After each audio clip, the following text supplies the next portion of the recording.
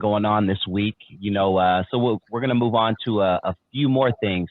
I want to try a new bit, Lonzo, a new bit on our show, and just see where it goes, see if it becomes popular, see if people like it. It's a real simple bit. And what I'm gonna do is I'm going to give you a popular rap line from a popular rapper, and I would love your thoughts on it. I would love to go a little bit deeper into it. The first line of this week, I don't have a name for it, but Tupac had a line where he said, "They got money for wars, but can't feed the poor." Great song, great line. And there's a lot going on right now. We don't have to get too political on it, but there's a lot of money going to certain countries for wars and things like that. We have our own problems here. There's a lot of stuff going on. There's always been that back and forth on that. But when you hear the line, Lonzo, from Tupac, "They got money for wars, but can't feed the poor," what are your thoughts on that? I say Tupac was a visionary, and he made a lot of sense. I was listening to the radio today, listening to my favorite radio show on XM or Sirius XM, and they were talking about the same thing. Congress just approved, I think it was like 50 billion, 40 billion to go to Gaza, and some more money to go to over there where Russia, Ukraine. And I'm like, God damn, that's not it. Again. And then you ride down the street and you see all these folks are homeless. Okay. And I've said it before and I've said it again. It seemed kind of odd, man. If America was a mother and she was borrowing money to feed her neighbor's kids and not taking care of her own, she would be an unfit mother. Okay. How do you do that? I mean, and then we owe China money. We owe China money. We owe China money. And we borrowing money, getting in debt to go fight somebody else's war. Meanwhile, we ain't bought a dime to fix the water in Flint. We ain't bought a dime to get people off the streets. We won't put nobody. We won't reinstate mental health hospitals. We won't do a lot of things that can make us feel better about ourselves. We pretty much on our own. And I've always said this. I'm gonna say it again on this show. I've noticed in this country, if you are struggling, they got a program for you. If you are achieving, there's a benefit for you. But if you're right there in the middle, they ain't got nothing for you. Nothing. Okay? It's that way in school, and it's that way in real life.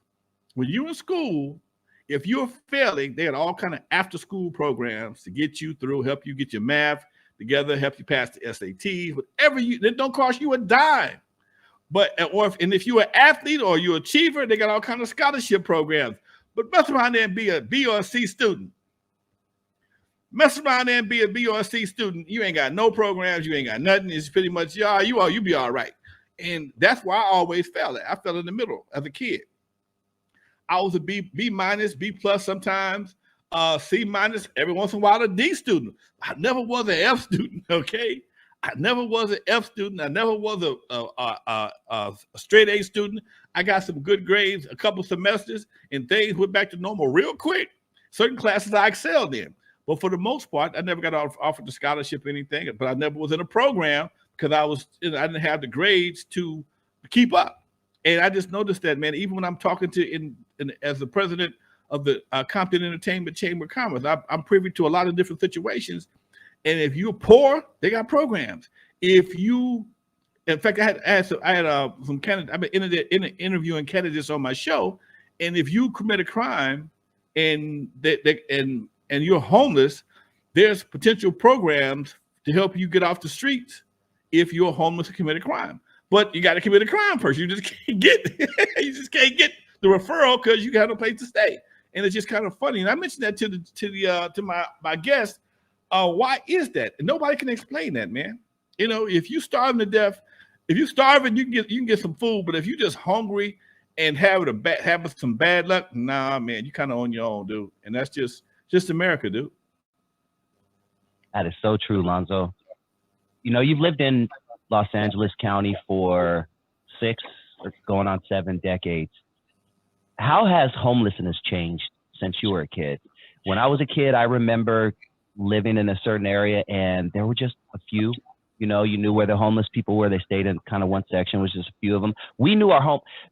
We had so little homeless when I remember growing up, and I was in the hood, that we knew the names of the homeless. And if the homeless person would disappear for a few days, we're like, hey, where's, Judy, the homeless person? I haven't seen her in a few days. But how has homelessness changed, since you was a kid going on through the years? I didn't grow up with a lot of homelessness at all. It was not an issue for us, man. Because back then, if somebody needed somebody, they took them in. If there was an uncle or auntie that was kind of special, they had a room for them at the house. You didn't go to that room. You didn't play around that room. You didn't go to that door. Mama would drop off some food, and they kept the door locked, and that's Uncle so-and-so's room back there. Aunt so-and-so, she's special. Stay away from her. Leave her alone. So we took care of us. We took care of our own a lot more back then.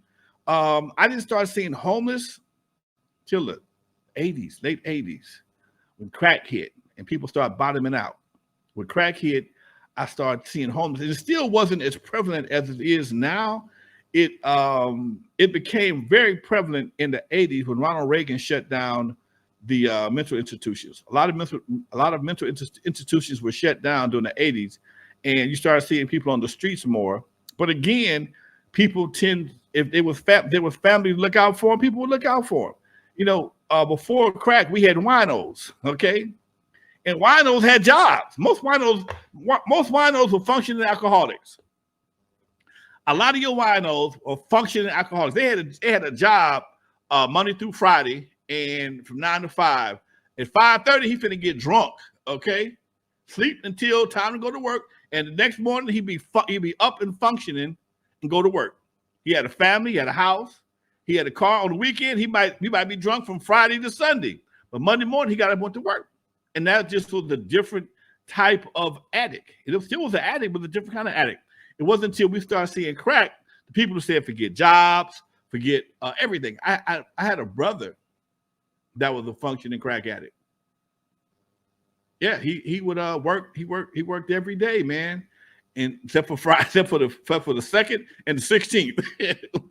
He got paid on the 1st. For the 2nd, he ain't going to work. Yeah, he might not go to work to the 3rd. And the same thing on the 15th. He come back on the 16th, on the 17th, 18th. And he knew that he played the system.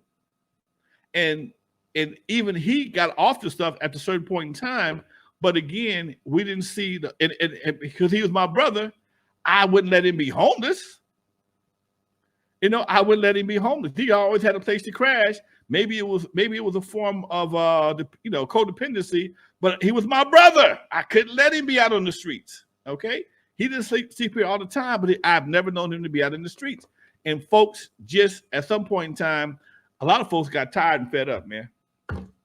We were